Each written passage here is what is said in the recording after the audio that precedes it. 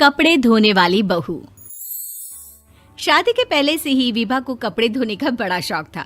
कभी नल के नीचे तो कभी तालाब के पास। अरे मेरी नीली वाली लुंगी नहीं दिख रही है। विभा की अम्मा, कहाँ रखी है लुंगी? अरे वो तो विभा ने परसों ही धोकर रखी थी आपकी अलमारी में, देखो वहीं होगी। वो ना मैंने आज धो दी, मुझे लगा कि गंदी हो गई होगी।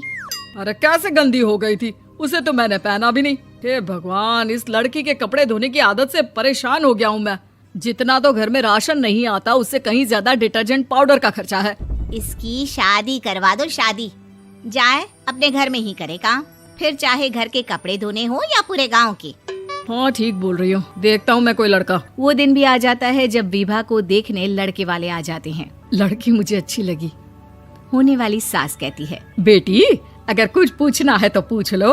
वैसे तो हमारी लड़की बहुत ही शर्मीली है, जो बोल दो वो मान लेती है, इसे क्या पूछना होगा। अरे कैसी बात कर रही हो माँ, मुझे इन लोगों के घर रहना है, सवाल तो कई है। हाँ हाँ बेटा, पूछ लो ना, क्या पूछना है। आप लोगों के घर कपड़े कौन धोता है? सास का मुंह बन जाता है। देखो, अगर तुम ये कहना चाहती हो कि तुम्हें कपड़े धोने नहीं आते तो सुन लो, कपड़े मैं ही धोती हूँ, लेकिन तुम्हारे आ जाने के बाद मैं रुमाल तक नहीं धोऊंगी। अरे चुप रहना भगवान, बहू बेचारी घर आई नहीं, उसे डराना शुरू कर दिया। वो क्या है ना बिटिया, अभी तक तो ये कल्लू की माँ ही धोती थी, लेकिन अब तुम्हारे पापा तो दहेज में वॉशिंग मशीन देंगे ही। तभी विभा की माँ बोल पड़ती है, सवाल भी पूछा तो क्या। वैसे भाई साहब, मशीन की तो फिर भी कपड़े धोने की कैपेसिटी होती है। मतलब जो बिटिया दे रहे हैं ना विभा, इसे कपड़े धोने का बहुत शौक है। ये आप लोगों के क्या, आस पड़ोस गांव मोहल्ले सबके कपड़े धो दे और उफ तक ना करे। बाहर देखा नहीं आपने कितने कपड़े सूख रहे हैं? सब हमारी बिटिया ने ही तो धोए हैं। बस भी करो ना माँ, शर्म आ रही इतनी तारीफ सुनकर। और तो और एक दाग निकाल कर दिखाओ तो मान जाओ। हाँ अच्छा, माफ करना बेटा, मैंने गलत समझा। हमें तो रिश्ता बहुत पसंद है। और ऐसे जुड़ जाता है रिश्ता कपड़े धोने का शौक रखने वाली विभा का। उसकी शादी हो जाती है कोयला फैक्ट्री में काम करने वाले कल्लू के साथ। शादी के बाद अचानक विभा चिल्लाती हुई सास के पास आती है। सासू माँ, अरे सासू माँ कहाँ है आप? ये तो धोखा है, धोखा दिया आप लोगों ने मुझे। इसे ससुर के चक्कर के बारे में पता चल गया। अरे तो उसमें तुझे क्यों धोखा मिला है? अरे नल में पानी नहीं आता, कपड़े कैसे कब धुलेंगे? अच्छा, तू पानी नहीं आ रहा उसकी बात कर रही है। तो आपने क्या सोचा? कुछ नहीं। अच्छा, तेरी माँ ने कहा था कि कपड़े धोने का शौक है तुझे, याद आया मुझे।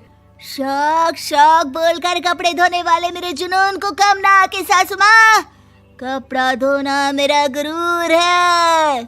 तभी पति भी वहाँ आ जाता है। अभी मैंने इसे सनी देओल की फिल्म दिखाई है, उसी के डायलॉग मार रही है माँ। अच्छा सुन, साफ साफ बता रही हूँ, पानी सुबह 4 से 6 और शाम को 10 से 12 आता है, समझी? विभा टाइमिंग सुनकर हैरान हो जाती है। ये क्या भूतों का मोहल्ला है? सुबह 4 बजे उठकर कौन कपड़े धोता है? 4 बजे टंकी में पानी जाता है, फिर सारा दिन धोना ना, किसने मना किया? अरे कैसी बात कर रही हैं? 200 लीटर की टंकी में कितने कपड़े धो लूंगी मैं, सुबह ही उठ जाऊंगी मैं। अब क्या था, विभा सुबह 4 से लेकर रात के 12 बजे तक कपड़े ही धोती रहती। एक रोज सास पड़ोस से निकलकर कहीं जा रही होती है कि साथ वाली कहती है, हाँ कल्लू की माँ, जरा ये बताओ कि 2 साड़ी है, 2 ब्लाउज और एक पेटीकोट और एक नाड़े वाला लंबा कच्छा। हाँ तो? अरे तो क्या, कितना लोगी धुलाई ये बताओ। धोबन दिख रहे हैं हम क्या? हमारे पति सरकारी नौकरी से अभी रिटायर हुए हैं और बेटा सुपरवाइजर है कोयला फैक्ट्री में। धोबन समझ रखा है हमें। हाय रे कल्लू की अम्मा, माफ कर दो, वो तो मोहल्ले में यही सब बता रहे थे कि तुमने बहू को कपड़ा धुलवाने के काम में लगा दिया है। सास को पड़ोसन की बात सुनकर गुस्सा आ जाता है। वो घर पहुंचती है जहां घर के बाहर ही इतने सारे कपड़े सूख रहे होते हैं जितने कि किसी धोबन के घर पर। अरे ओ कल्लू की दुल्हन, बाहर निकल। माँ जी यहीं आ जाओ, बाथरूम में चादर धो रहे हैं हम। अरे अभी हम धोते हैं, तुमको बाहर निकलो। ये आस पड़ोस वाले बोल रहे हैं कि हम बहू से कपड़े धुलवा कर उसे कपड़ा धोने वाली बना दिए हैं। अरे छोड़ो ना माँ जी, किन लोगों की बातों में आती हो? आस पास के लोगों का तो काम ही होता है कि वो किसी तरह सास बहू को लड़ा दे। बहू सारे घर के कपड़े धोती है, ये क्या कम है? बोलिए। सास को भी लग जाता है कि वो बहू का ये सनकीपन नहीं छुड़वा सकती, इससे अच्छा है कि खुद ही चुप हो जाए। एक रोज सास और बहू मंदिर जाते हैं, जहाँ सास की साड़ी वहाँ खड़ी भीख मांगने वाली से मिलती है। माँ जी क्या बात है, आपकी साड़ी उस भिखारन से कितनी मिल रही है ना? हाँ हाँ देखो तो, दोनों की साड़ी मिल रही है। क्या बात है कल्लू की अम्मा, तुम खुद को तो अफसर की बीवी बताती हो और ऐसी सिंपल सी प्लेन साड़ी पहनकर घूमती हो। सिंपल और प्लेन नहीं है ये साड़ी। तो क्या सोने के धागे से फूल बने हैं? कुछ भी सासू माँ, कुछ भी। हाँ बने थे इस साड़ी में सोने के धागे से फूल। मेरे पति लेकर आए थे मद्रास से स्पेशली मेरे लिए 10,000 की। ताहे भाई साहब इस भिखारन के लिए भी सेम टू सेम साड़ी लेकर आए होंगे 10,000 की। सास उस वक्त तो कुछ नहीं कहती, लेकिन बहू के साथ घर आती है और अलमारी से एल्बम निकाल कर लाती है। ये साड़ी देख रही है, ये वही साड़ी है जिसे मैंने अभी पहना था। इस साड़ी में ये जो चमकदार फूल दिख रहे हैं ना, ये सोने के धागों से काढ़े गए हैं। लेकिन तू लोकल वॉशिंग मशीन ब्रश से घिस घिस कर सारे फूलों को निकाल कर साड़ी प्लेन कर दी।